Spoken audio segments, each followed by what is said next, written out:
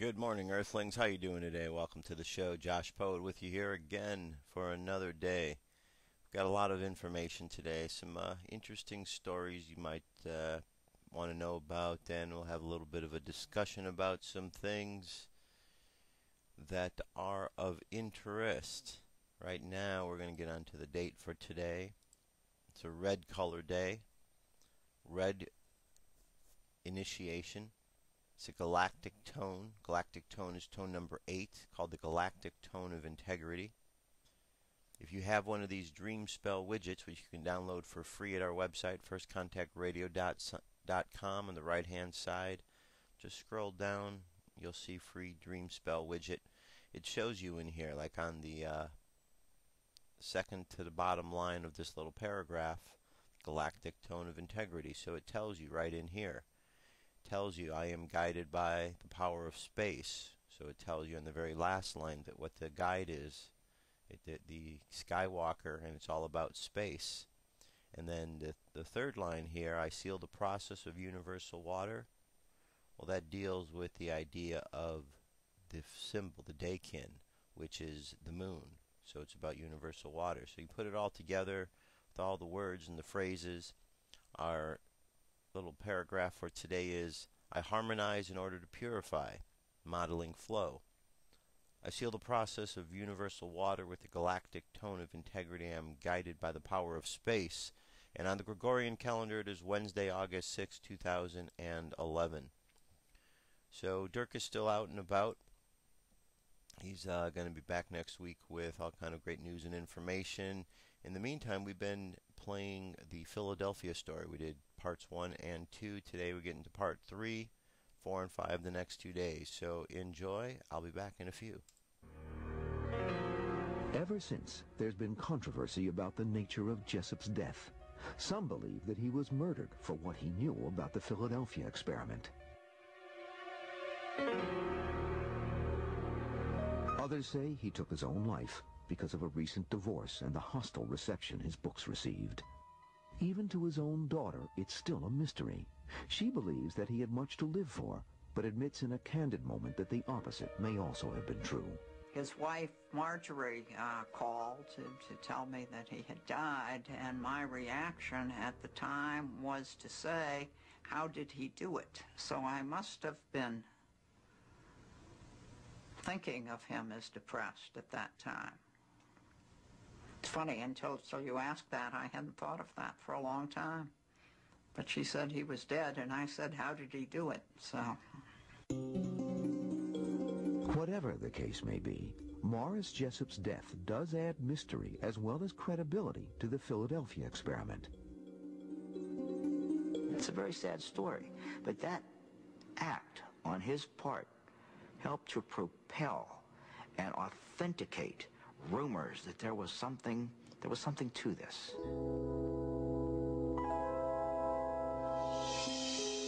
After Jessup's death, a reprint of his book with all its strange commentary becomes infamous. It is widely rumored to contain comments by 3 space aliens. The public finds out about this so-called Varro edition, but no one can get a copy. Rumor has it that the Navy keeps the book under wraps. Likewise, everyone has heard of Carlos Miguel Allende, but no one can find him.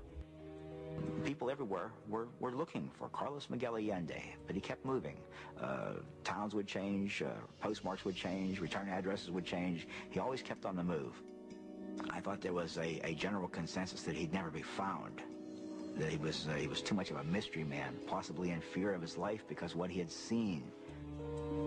But what does this mystery man really know? And what does the Navy have to hide? When we return, the accidental eyewitness to the experiment exposed. And the crew of the USS Eldridge speaks out on the supposed happenings in Philly. I was on it almost every day and went on every trip that it ever took, and it never went to Philadelphia. Hide.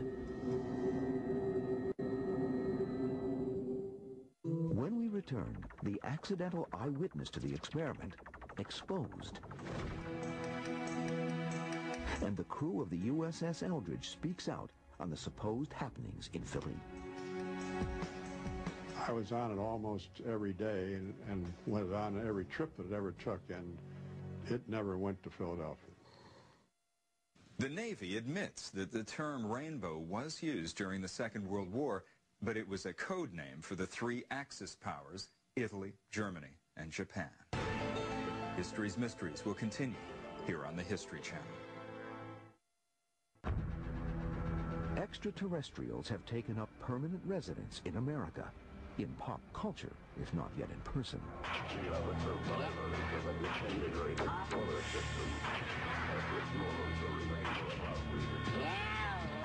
UFOs, the Roswell, UFOs from the 50s, X-Files, aliens, more aliens, Men in Black, Loch Ness Monster, toys, t-shirts, models, books, games. This is all part of the paranormal history of the past 40 years. All in my dungeon. Welcome to my world.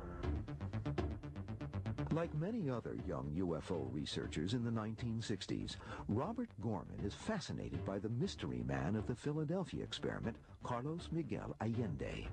But unlike other would-be Allende hunters, Gorman lives in New Kensington, Pennsylvania, the same place from which Allende posts many of his letters. So I says, if anybody should be in a position to find Allende, I live in the same town, I don't have that much to travel, I should be able to give it quite a shot.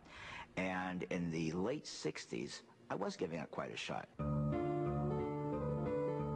Gorman and others have little to go on. The only hard piece of information on Allende is his seaman's ID number, which he diligently includes on early letters. Men come forward who claim to be Carlos Miguel Allende, but they are imposters who cannot produce the seamanship papers. Throughout the 60s, his underground celebrity grows. It was believed that the Navy had top secret interest in a book that was mailed to them anonymously by legendary beings. So in an article for Saga magazine in late 67 and in two paperback novels after that in 68, that really became the birth of the Allende Jessup mystery in the minds of the average John Doe on the street. A sizable cottage industry grows up around Carlos Allende. Everyone seems to be cashing in, except Allende himself, who also goes by the name Carl Allen. Carl Allen eventually got pretty upset and pretty bitter about the fact that everybody was making money off the Philadelphia experiment. All these book publishers were publishing and selling books. Everybody was publishing his letters that he had written to Morris Jessup in their books. Everybody seemed to be making money off this story, but the person that so-called invented it, Carl Allen.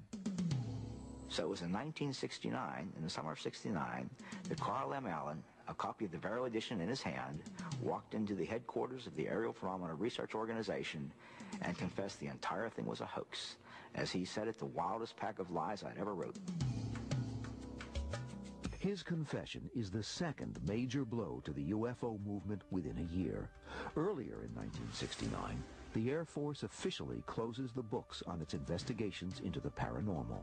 UFOs, they say, do not exist. They close ranks with the Navy, which has abandoned its unofficial quest for strange flying objects. The study of UFOs not only loses its legitimacy with the government, but also its poster child, the alleged space alien, Carlos Allende. But it is by no means the end of the legend of the Philadelphia experiment. In 1975, The Bermuda Triangle by Charles Berlitz becomes a publishing sensation. Among the reports of disappearing ships and planes, there is the story of the invisible ship experiment of World War II.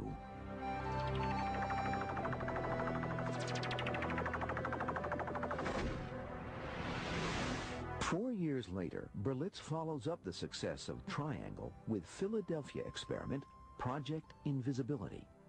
He and co-author William Moore rehash the familiar accounts of Carlos Miguel Allende. Conveniently, Allende recants his earlier confession and is once again spreading the gospel of the invisibility experiment. To William Moore, Allende reveals for the first time the identity of the test ship, DE-173, the USS Eldridge.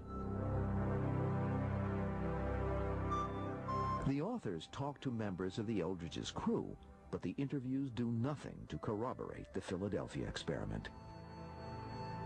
I was on it almost every day and went on every trip that it ever took, and it never went to Philadelphia. If there was any scuttlebutt, I would have heard it. And there was no scuttlebutt about top secret anythings on our ship. The authors instead theorize that the experiment took place with a special hand-picked crew before she was officially commissioned. This explanation, too, is disputed by crew members who say they were with the Eldridge from construction to combat. Some of our members of the crew were over in Newark, Port Newark, at the Federal Shipbuilding, and they were there while the ship was put together to learn all the insides and outsides, and they sailed on the Eldridge. While crew members ridicule the whole idea of the Philadelphia experiment, ever since, there's been controversy about the nature of Jessup's death. Some believe that he was murdered for what he... What if our government was responsible for some of the greatest crimes against this nation? Would you really want to know? These are big questions, but these questions deserve answers. It's time to demand the truth. People should not be afraid of their governments. Government should be afraid of people. 9/11 was an inside job. Kennedy was killed by the CIA. Jimmy Carter saw a UFO. Answers to secrets you need to know. So wake up, wake up, wake up, wake up. Wake up, wake up, wake up. Wake up, wake up, wake up, wake up. Wake up, wake up, wake up.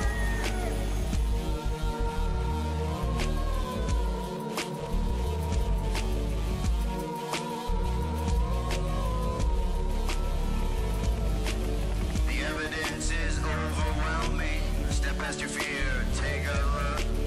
Illuminati lies keep growing. What they're losing from your eyes. And wake up, wake up, wake up, wake up. Wake up, wake up, wake up. Wake up, wake up, wake up, wake up. Wake up, wake up, wake up.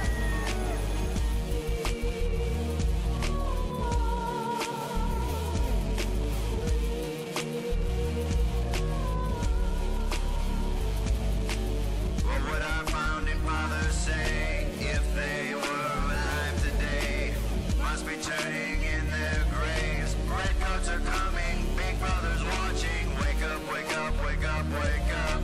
Wake up, wake up, wake up. Wake up, wake up, wake up, wake up. Wake up, wake up, wake up. One if by land and two if by sea, and I on the opposite shore will be ready to ride and spread the alarm through every Middlesex village and farm.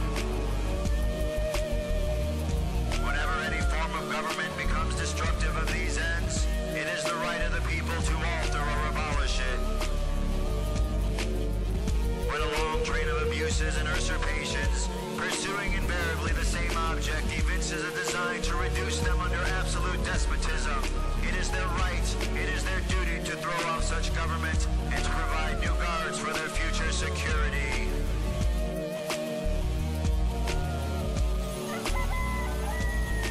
Wake up, wake up, wake up, wake up. Wake up, wake up, wake up. Wake up, wake up, wake up, wake up. Wake up, wake up, wake up. Wake up, wake up, wake up, wake up. Wake up, wake up, wake up. Wake up, wake up, wake up, wake up. Wake up, wake up, wake up.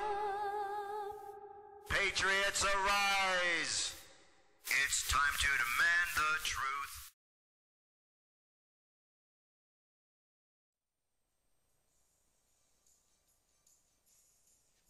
This is the UFO News with Joshua Poet.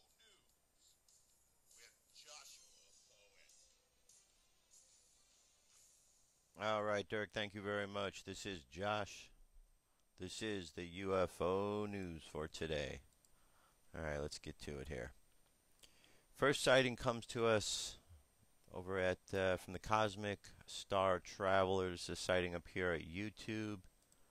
Let me bring you in here. Alright, this first one here took place over Sweden on 8/9, which was just the other day.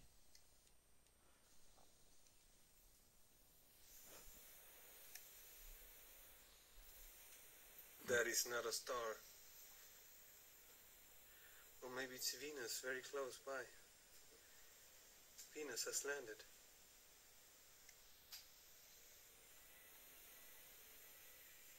Alright, as you can see, there's a bit more lighting on this object than just one singular light. Whoops. And as it continues to play across, you can see where the light is, and that it actually is a bigger ship. It's not just one light, and it's not one ship following another. It's actually, it's my cursor right there. It's actually two things combined. Alright, so there you go. This is the in Sweden, right? Sweden on the 9th. Now moving along here, this is a story comes to us from Norio Hayakawa, who is a UFO researcher and also a musician. I've gotten to know him along the path of the UFO expos, and he has been doing a lot of work over the years on the study of what's going on in Dulce. And he has this article: Gabe Valdez, former state police officer in charge of Dulce, New Mexico area, passed away. It is with deep sadness that I must inform everyone that our friend, colleague, and hero Gabe Valdez passed away suddenly in his sleep August 6, 2011 at his residence in Albuquerque, New Mexico. Gabe Valdez was a long-time State Patrol officer in charge of the Dulce, New Mexico area for many, many years. He was a central figure in the investigation on cattle mutilations and frequently reported sightings of strange flying objects that seem to have dominated the Jicara Apache town of Dulce, New Mexico since the mid-70s. Gabe worked with the late Paul Benowitz at the very beginning in investigating the alleged rumors about an existence of an underground base in Archuleta Mesa adjacent to Dulce. He has truly become a legend. There is no doubt in my mind that Gabe knew more about Dulce than what he reported to the public, and we may never know now that he has passed away. He was a kind-hearted, soft-spoken, and extremely likable person. May his soul rest in peace. And for those who are interested, there's a couple of clips here on this page that are interviews on Open Minds TV, on the History Channel, so on. So, UFO hunters. So, check that out. I got the link up there, as always, on our page at firstcontactradio.com. Right-hand side, UFO News. You'll find it under the stories for today, and check it out. Now, we have here a UFO sighting in Italy, blinking lights and UFO triangle formation. This comes to us from Tracy Pierce at theexaminer.com. It says, on the evening of Monday, August 8th, 3 blinking lights in a triangular formation were seen above Italy. The UFO sighting was recorded on video by a witness. The UFO has hardly changed position in the night sky during the 1 minute and 12 seconds that the camera was rolling. 3 flickering lights seem to be arranged in the shape of an acute triangle. It is unclear from the video whether the 3 lights were part of one single unidentified flying object or 3 separate UFOs. Well, let's take a look at this. See what we can make of it. Alright. What do we got here? What do we got? Okay, we got a light in the sky. One singular light. They're adjusting the camera. We got a second one now here from the right-hand side. It's moving across. And... Alright. That's pretty much it, just moving across. Alright, so as I said, just moving across the screen. Our next story here is a video that says Mass Contact author Stefano Breca details accounts of UFO aliens, a mysterious group of human-looking aliens that have established a network of UFO alien underground bases throughout Italy. Well, I'm going to play a part of this. This is a 10-minute long video. It's called The Friendship Case. And it's worth watching certainly not going to have time right now to play it all, but I'm going to encourage you to go back and watch it yourself. Here's a little bit of it right here.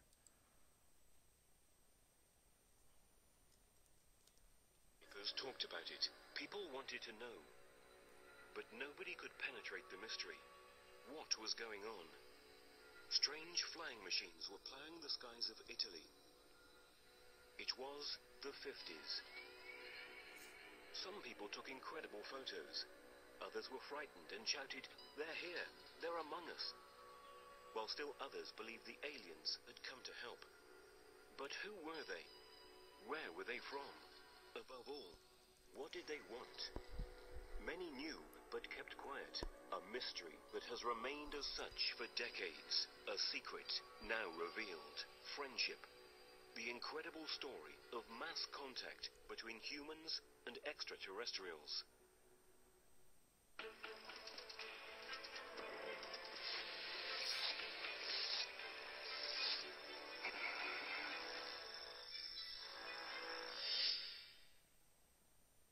Until recently, the phenomenon of contactism, or the deliberate encounter repeated over time between men and evolved extraterrestrial entities, was believed to involve only a few chosen individuals, or contactees.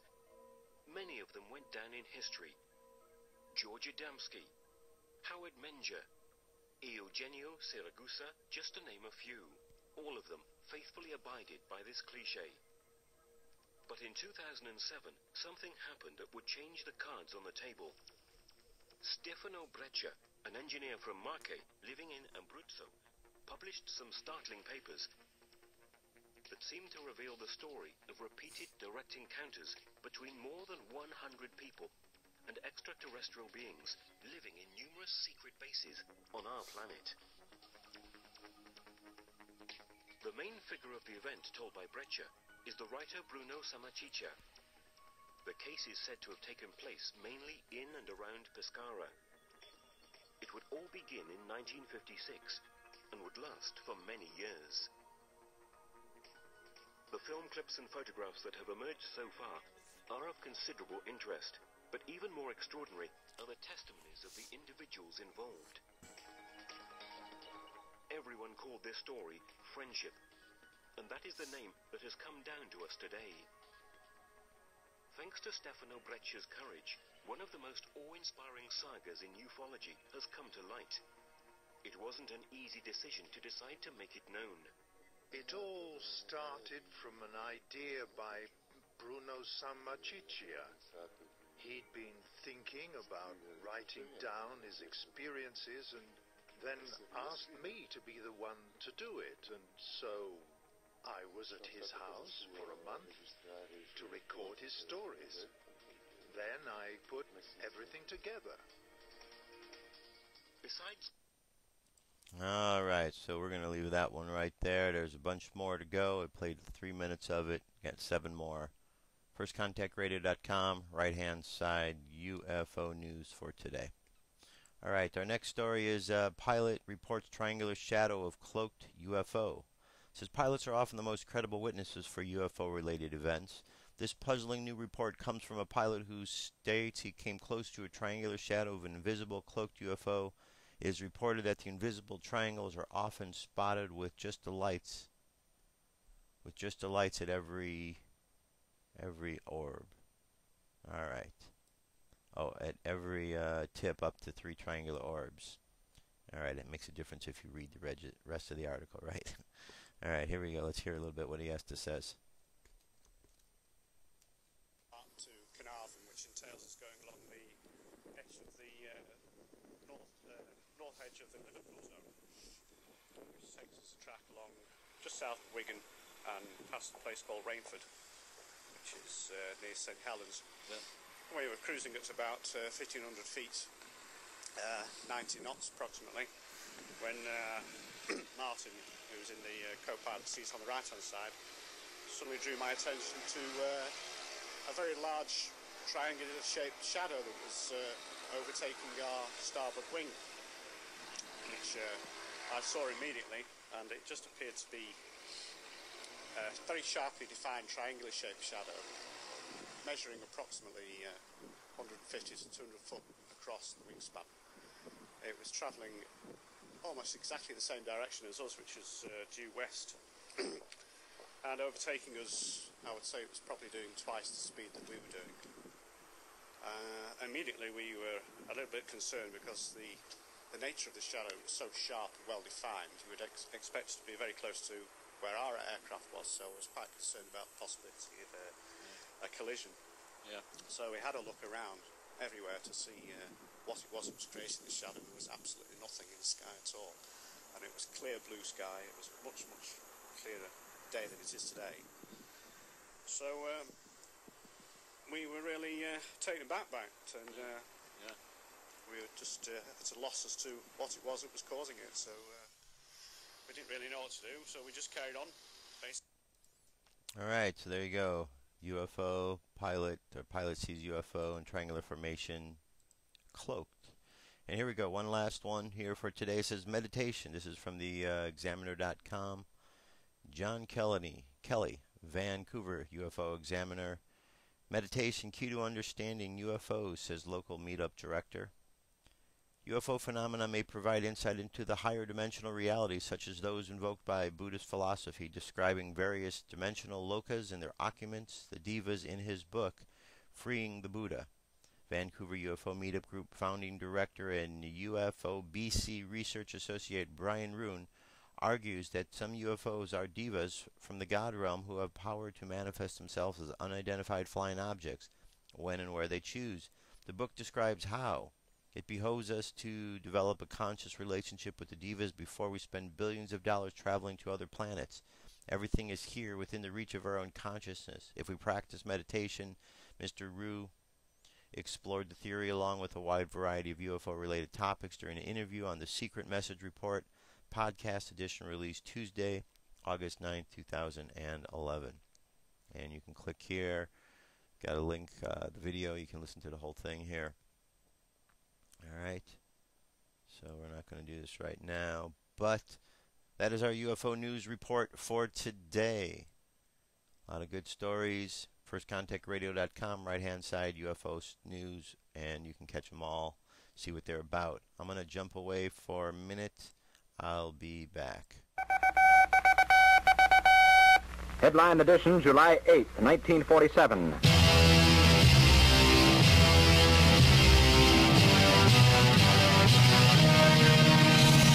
One day, I was looking to the sky.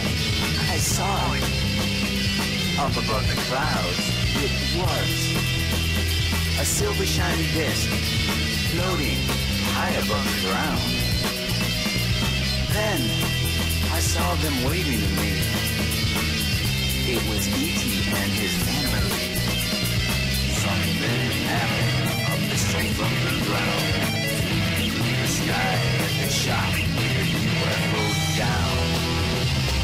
Roswell, you didn't make it home. Roswell. All right, and I'm back, everybody. So let's continue on with some more news and information.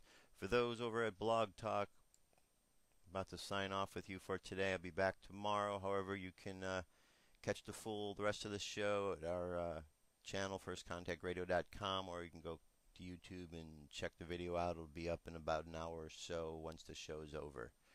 All right, moving right along. Our first topic, order of discussion here, has to do with the military. Now, there's a lot of concern and talk about the military. What's going to happen during these times that we are in? This article right here, well, not this article. Let me bring it up here. This article right here. It's a forum over at Above Top Secret, and the forum says very specifically, our troops do not protect our freedom. We should stop thanking them for doing so. That is the title of this forum posting. Hold on one second here. So what do we think about this? What do we think about this idea of the troops? Are they some that we can trust, or is there something that we can no longer rely upon? Well, according to this, it says the article was written by an American about U.S. troops. It applies to troops pretty much all over the Western countries at the very least. Let me read this to you. It says, let's make one thing crystal clear. No member of the U.S. military contributes in any way whatsoever to protecting the freedoms of the American people. As a matter of fact, they are more likely to turn their weapons on you than they are to defend your constitutional rights. The only people on this planet who can affect your freedom are the members of Congress, local legislators, and the members of enforcement institutions who will blindly follow the rulers who sign their paychecks. And while your beloved troops are murdering people around the globe, yes, I said murdering, your Congress and local legislatures are eliminating your freedoms en masse without any intervention by so-called protectors in the armed forces. There is no honor in volunteering to go anywhere in the world and kill anybody you're told to do without question, without historical background, and without verifying the stated reasons for doing so. In this modern age of information, we know now the time and time again our military have been deployed into battle to kill and to be killed for reasons that in no way, shape, or form resemble the reasons for which they or we were told are the same. This is no secret, although many Americans refuse to take off the flag that is wrapped around their eyes to see American history as it really happened. They blindly believed what was told to them by the people who have a vested interest in maintaining myths and misconceptions. The U.S. military not once but twice committed the single largest mass murders in U.S. by dropping nuclear weapons on civilian populations, including, of course, women and children. Say what you want about how it helped the war. The bottom line is the U.S. could have exploded those devices over uninhabited territory with the same effect of scaring the heck out of the Japanese. But they followed orders that were lies, and they murdered 300,000 people without question. As a human being, I find it hard to honor such patriotism. Well, very good article indeed, and very good point. It is a concern. Now, I've told you I've traveled to military bases. I've never been in the military, but I have traveled to military bases on the Support the Troops tour. So I got to see firsthand exactly the type of, support the troop and thank you that he's talking about in this article. We went to the bases. We talked to many soldiers in all the different branches. I've been across this country to numerous bases and as well as Guantanamo Bay. Now it's interesting, having talked to them, I could tell you there's many good men and women in the military. However, the concern is that they do take orders, and they take orders from those who are not necessarily the most credible sources. I've heard things, and I've seen things on these bases that are mind-boggling, and certainly have me convinced that the troops and the soldiers there are definitely brainwashed in ways that they don't really understand. Maybe they do understand and they're just so indoctrinated into it, but I have no shadow of a doubt in my mind that these things take place at these bases after the times that I've been there. I think it's very important that the troops out there understand this, because if they don't, then they're just caught up and they're mindlessly going about doing activities that people really don't feel is in their best interest, like all these wars. If the troops decide that they want to stop fighting and they put their guns up, things might be a little different. But it is a very good point that this writer asks, and is concerned about.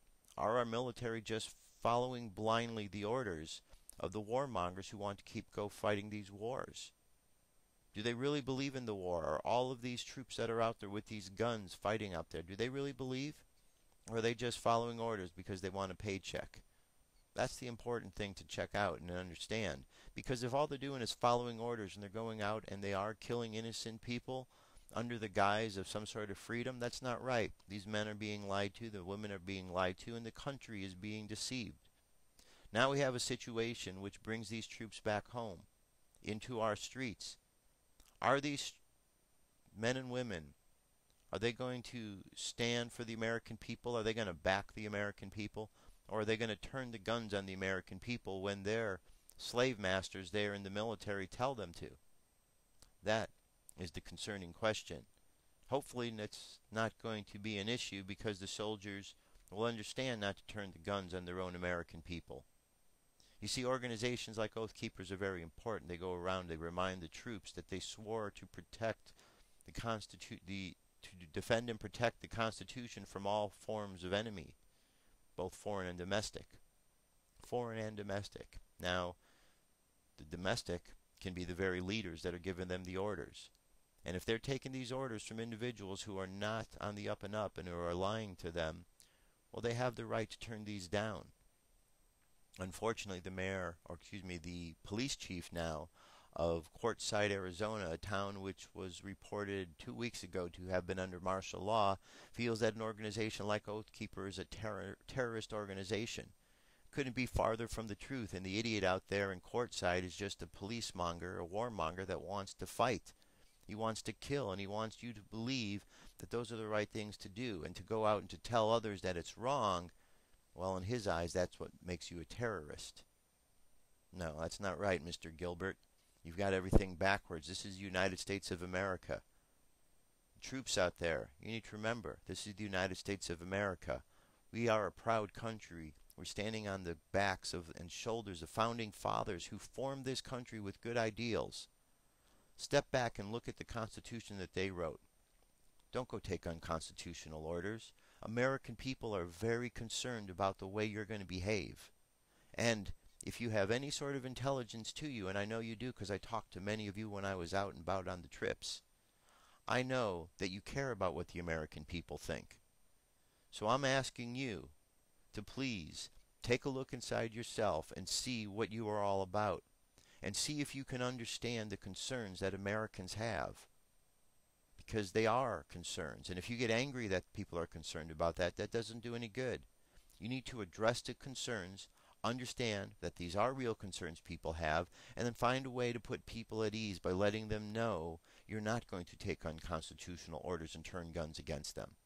Go to Oath Keepers. Put your testimonial up there. Let people know.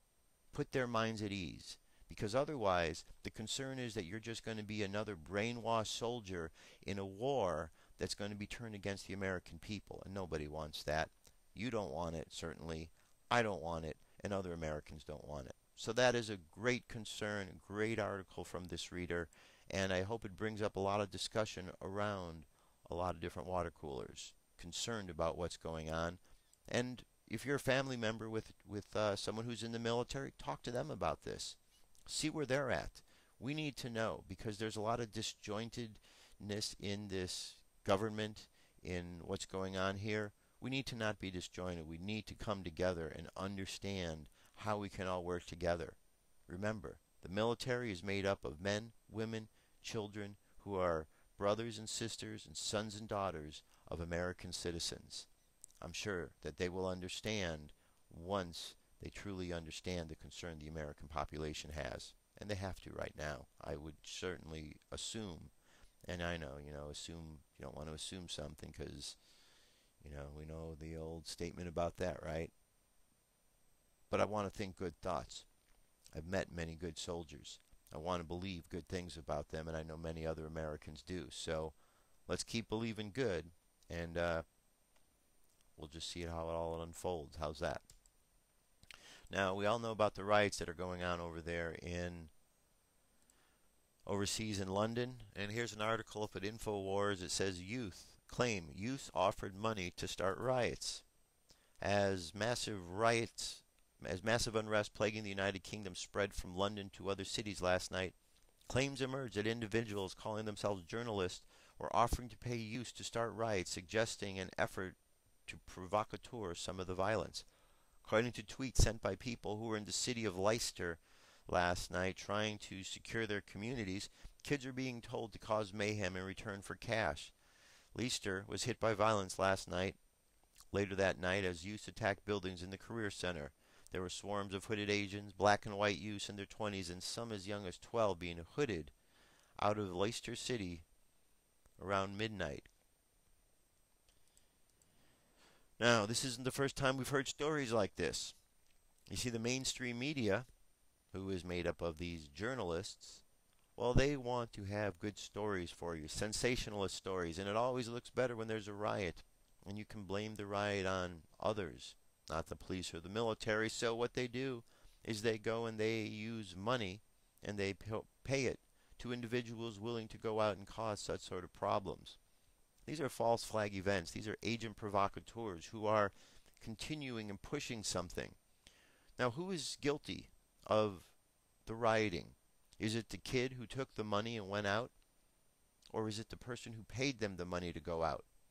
Because without that offer of money, perhaps that kid, these youth were going to go start any kind of riots.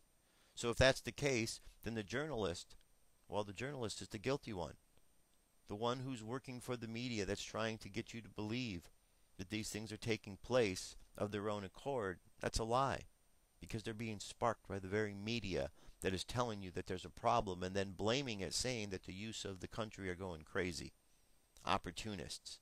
Maybe they're opportunists because somebody offered them money. And they took the money because they live in a poor part of the country and the economy is bad, and they went ahead and they did what they needed to help their family. So we need to pay attention. These kind of stories are very, very important. We shouldn't just let them slide by without thinking twice about what happens, because this is happening all the time. Agent provocateurs, troublemakers from the government thugs, they are causing problems and blaming it on the innocent people. Here we have a story from Lone Lantern. If you don't know about Lone Lantern, you need to go look it up. Lone Lantern, I believe it's lonelantern.org.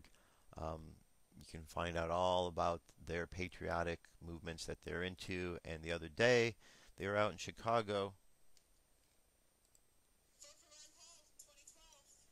We're changing the game.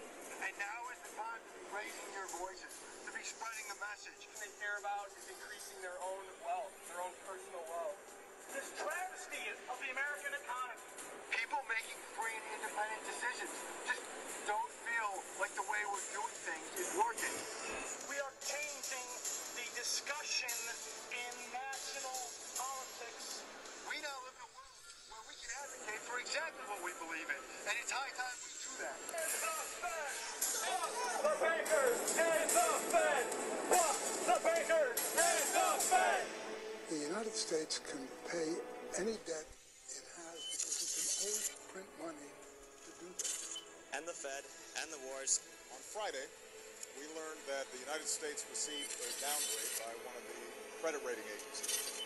I'm holding a sign here that says our 14 trillion national debt. See, and a lot of people, they don't understand this. They don't understand how this affects them because they look at it and they say, well, this is not my debt. Well, you see, they're absolutely right. It's not their debt.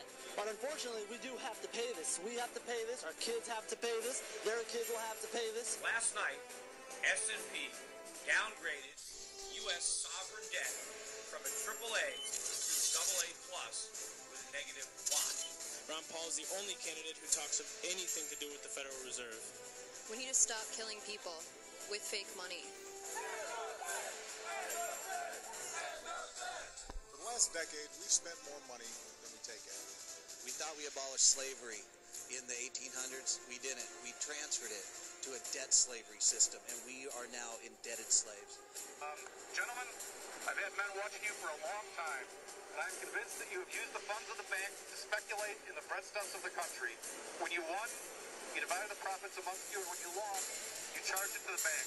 It's the first time that a credible, and I put that in quotes, rating agency has acknowledged that maybe the emperor is in fact naked. You tell me that if I take the deposits from the bank and annul its charter, I will ruin 10,000 families. That may be true, gentlemen, but that is your sin. Should I let you go on, you'll ruin 50,000 families, and that would be my sin. We need real change. We need Ron Paul. We need to end the Federal Reserve for liberty. All right. This is going on. This took place out in Chicago. So, protests are taking place around the world. People are getting fed up. It's not just happening in the UK. Now, sure, riots haven't broken out here. Is it going to happen? I think it's probably a good possibility because people are people, and around the world when stuff spreads, there will be violence. There will be agent provocateurs that will be in Chicago. We all know about the corruption in Chicago. I mean, we have this corrupt politician who came from the Chicago area that is now the president. We know about corruption in Chicago. We've heard about it a long time. How long before people start getting paid off to go have violence? Not just there, but around the country. We need to pay attention to these things, but we need to not allow that to make us afraid to go out to protest or do the things where we stand up. You're going to see more and more of this. You're not going to hear about it in the mainstream media. They don't want you to know, because this takes away from the mainstream media. Because those mainstream media folks, they're the ones that are getting the big bucks to go and lie to you. And they don't care, because they're getting their money.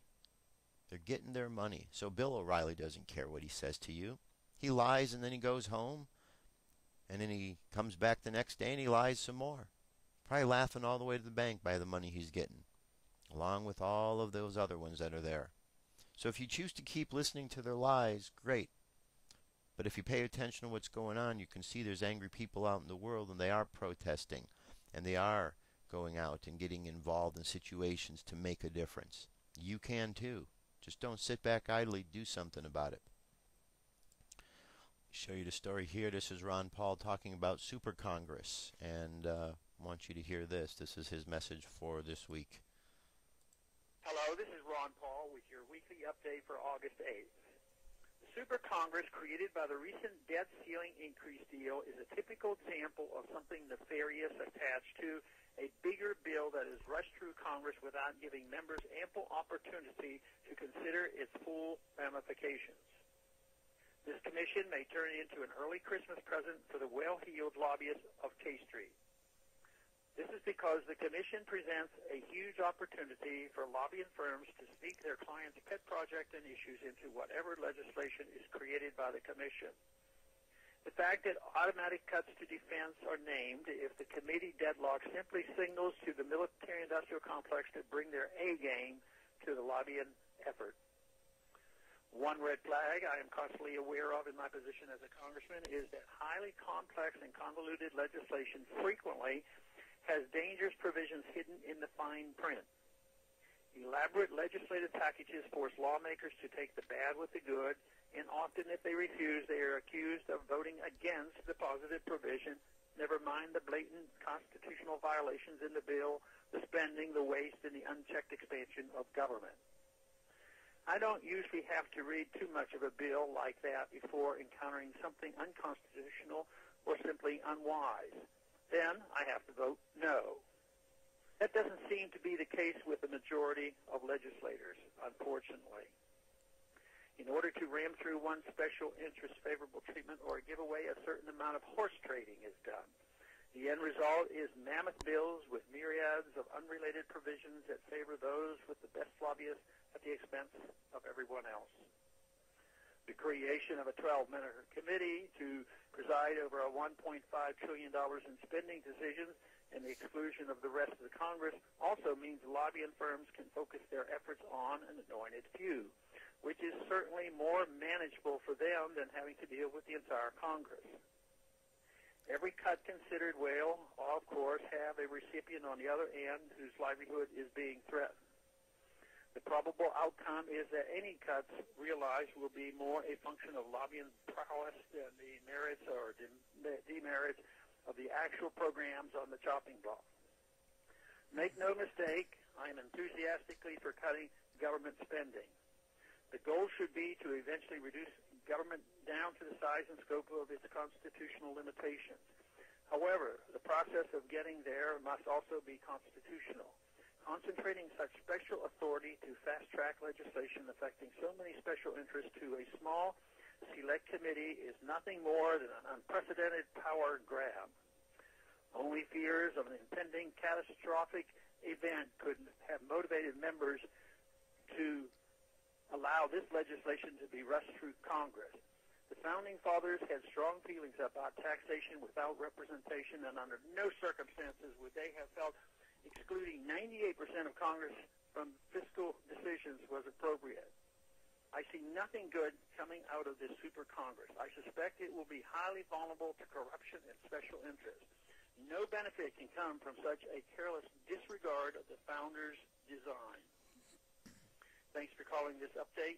A new update is placed on this number, 888-322-1414, every Monday. The written text of which can be found on my website, www.house.gov/Paul, under the heading Texas Straight Talk. Thanks for calling. All right, very good. Ron Paul Hope he can do well. I know they're not always reporting on the mainstream about how well he's doing, but anyway, what was I going to say? I had a thought there a moment ago. I guess it will come back to me. Just a reminder, the day that this Super Congress was voted in and was brought into power, Obama signed, that this was going to be. I just want you to remember that the day that this power grab occurred happened on the 77th anniversary from when Hitler took power. Now, maybe it's a strange coincidence that the day that Obama signs a document which takes power away from all of Congress and gives it to a small few, maybe it's a coincidence that that day of that power grab occurred on the anniversary of Hitler's birthday, or his power grab, but maybe not. Maybe Obama is exactly as people say he is. He's not an American. Doesn't have the interest of the Americans at heart. He wants to do what he can to dismantle this country. He has Marxist and socialist ideas that he wants to express and put out in this country. And he has all sorts of other dictatorial ideas that he wants to do. Well, we need to pay attention because he's not good. He's not a good person for this country. He's a puppet, and he's the worst kind of puppet. The puppet that follows along mindlessly to whatever he is told.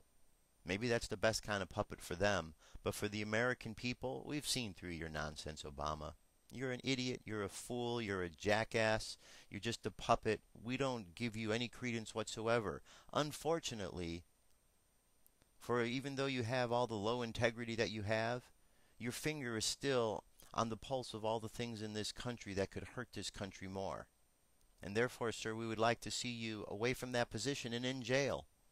You should just take yourself to jail because we don't believe in you anymore. And those who do believe in you, well, I think if they really sat down and thought about it and they had options to not have these policies in place that you're putting in a different kind of world, they might consider otherwise.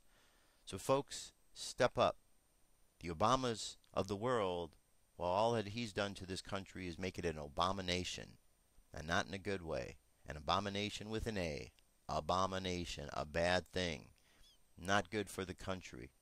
Let's make some adjustments about that by stop listening to what that fool is saying and turning your attention inward to listen to what Spirit is saying.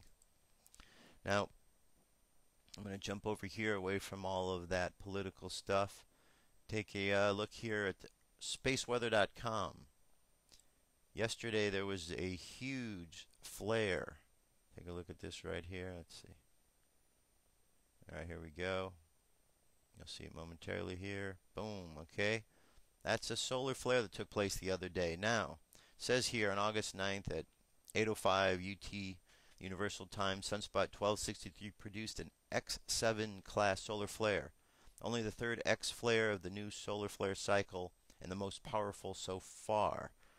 Now, they go on to say that this wasn't directed towards Earth. The brunt of the explosion was not Earth-directed. Nevertheless, radiation from the flare created waves of ionization in the Earth's upper atmosphere.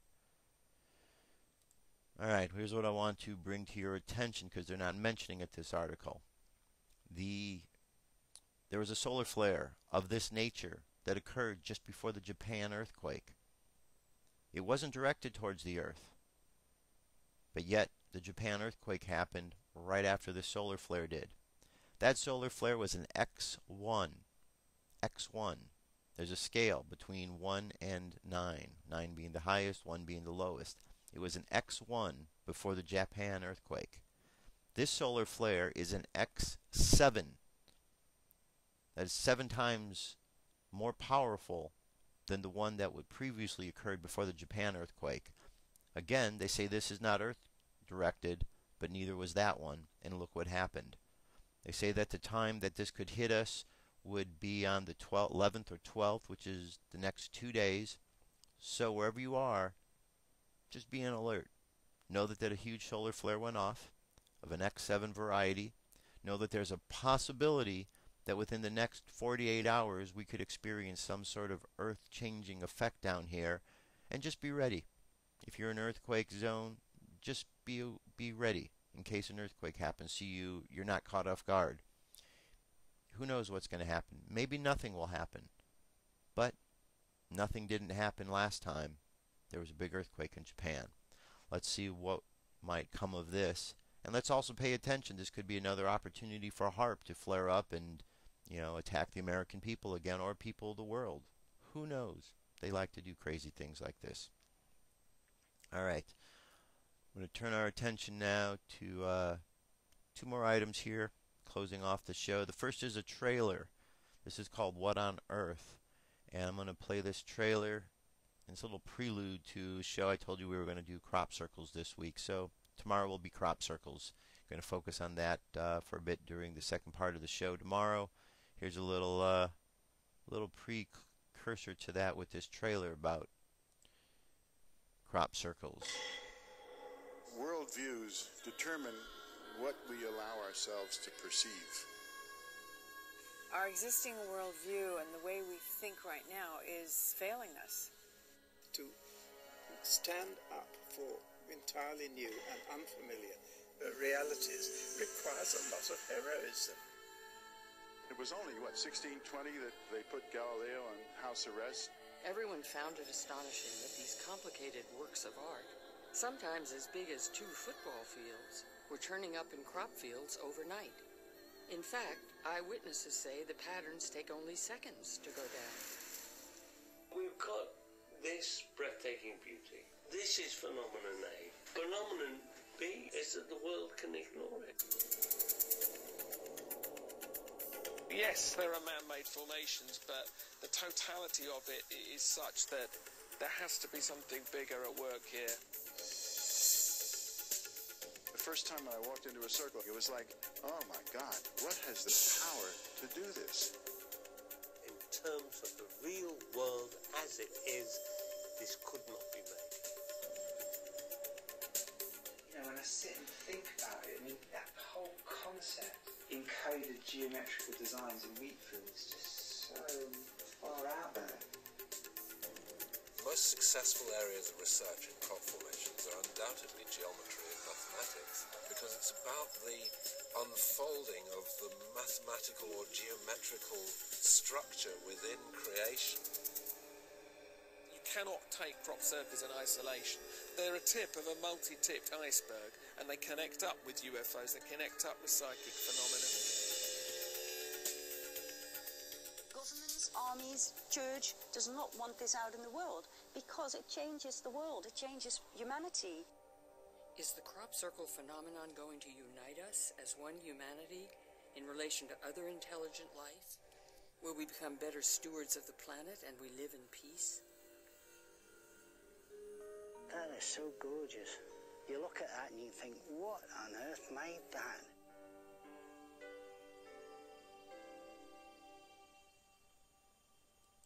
All right, a film by Susan Taylor, CropCircleMovie.com. Looks like it's going to be pretty fascinating. So tomorrow we're going to address the issues of crop circles here on the show. Like I said, in the second part of the hour, we want to talk about them a little bit. All right. Got a positive story here for you folks. This is a good positive one here.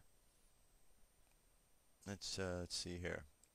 Dramatic rescue. Boy revived after being sucked out to sea. This is from journalist Damian Molinix. Here he goes. By far this is the most amazing story I've ever been part of. I'm so happy to be able to tell it. Alright, and it goes on to say, last Friday afternoon, a large church youth group from Spanway was visiting the beach off Cranberry Beach in Long Beach, Washington. Shannon Kissel and his daughter, Nicole, were boogie boarding nearby when they saw 2 boys in need of help. Well, they were able to retrieve one boy. They were not able to retrieve Dale Ostander, who was caught up in a riptide. It was about 10 minutes until the rescue team was on the scene. 20-plus kids from the youth group sobbed uncontrollably and prayed on the sand during the search. A truly heart-wrenching sound. It was then another 15 minutes or so before rescue swimmer Eduardo Mendez spotted Ostrander He and a swimmer, Will Green, were able to grab him and pull him on board the jet ski. Seconds later at the shore, Doug Knutson carried him up where the paramedics were waiting to treat him. They were on the beach for another 10 minutes trying to revive him. I think it's said that everyone was certain that Ostrander was dead, but the crew continued to work on him. Apparently, once they got to the hospital, they were able to get a weak pulse and get him breathing again. Ostrander was airlifted to Portland for treatment. He was put in the induced coma for a couple of days, and he woke up. Yesterday, August 9th, they removed the breathing tube. Not only did he breathe on his own, but he spoke complete sentences. Amazing. The boy was dead for upwards of 20 minutes, easy. From the blog Prayer for Dale, blogspot.com at 4:11 p.m. yesterday, the doctors had just removed Dale's breathing tube, and he is now breathing on his own. Also, because of the possible damage to the brain, they were unsure if he would be able to speak. Minutes after the tube was removed, the doctors told him to cough. Not only did Dale talk back to the doctors, he responded in a full sentence saying, "I don't have to." Dale continues to get better by the minute, and doctors are more and more amazed. So that is a good story. That is a good story of someone who was dead came back to life. Someone who was dead and came back to life. I bet he has an interesting story to tell. I wonder what he experienced during his 25 minutes that he was gone. Hopefully we'll find out more on this, and we'll be able to report it to you and let you know. Now let's do our meditation here. Close up the day. Alright, what I'd like you to do is go ahead and close your eyes. Close your eyes and relax. Close your eyes and relax. Now, I want you to imagine that you are floating on a river. You are floating there, comfortably relaxed, feeling at one with the water, staring up into the blue sky and all the clouds up in the sky. And as you are there, one with the water, I want you to feel the life flowing through your body, and feel the life that flows through the water, and feel the life that flows through the earth and the sky. And as you feel all these places where life is flowing through everything around you, you feel more alive because you realize your connection to it. And as you are lying there, floating in the water, imagine all your chakras being activated, starting with the one at the bottom of your spine. The color is red, drawing the energy from the earth. Then you rise that energy up to the chakra above it, which is there at your belly button. Orange is the color. And you raise the energy up to the chakra above it, which is at your solar plexus, and imagine the color yellow. From there, raise the energy up to the heart. Imagine the color green. From your heart chakra, raise the energy up to the throat. Imagine the color blue. From the blue throat chakra, raise the energy up to the third eye. Imagine the color violet. And finally, to the top of your head, imagine the color indigo turning to white as the light shines up into the cosmos. And there you are, connected above and below, below and above, floating peacefully on the water. I want you to imagine now sending a beam of love all across the planet in all directions. Imagine it coming from your heart chakra. Imagine this green color light. Imagine green being sent all around the globe. All around the globe. And everybody that is feeling this is connecting with the love within them, and you are feeling the love that is being sent from around the world that is helping you to connect with the love inside of you even more than already. And now just think good thoughts for the world, good wishes for everybody today, peaceful and happy blessings and abundance for everyone in the world today. And with those thoughts, let's bring our energy and attention back to the present moment on the count of 3. 3, coming back to the present moment filled with confidence. 2, coming back to the present moment filled with faith. And 1, coming back to the present moment Happy, healthy, and whole. Happy, healthy, and whole. And that, my friends, that's the end of another show, another closing moment of prayer and positivity. I hope you have a great day today. Just be safe in the world. Just remember the things we talked about. Go to our page, firstcontactradio.com. On the right-hand side, we've got all the links. We got the daily news link, and we got the UFO news. All the stories that I talked about on the show today, you can find right there. And in about an hour from now, the entire show is going to be available up at YouTube, so you'll be able to check it out from now until forever. All right? That's it. Glad to be here. Thanks for listening. For Dirk Bradshaw, my name's Josh Poet. I'll talk to you tomorrow. Peace. I'm out of here.